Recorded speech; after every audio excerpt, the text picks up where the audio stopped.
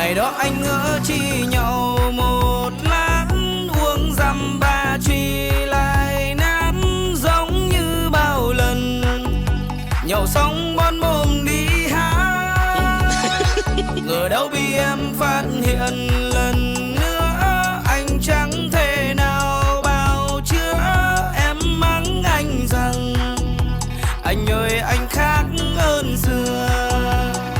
Giờ anh chẳng muốn đi nhậu người ơi, tháng năm lao vào cuộc chơi, tấm thân giá rời, chẳng phút giây nào nghỉ ngơi.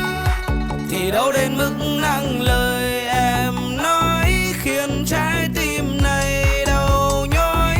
Em biết không em, nhậu vào sướng lắm em ơi. Yeah, yeah, yeah.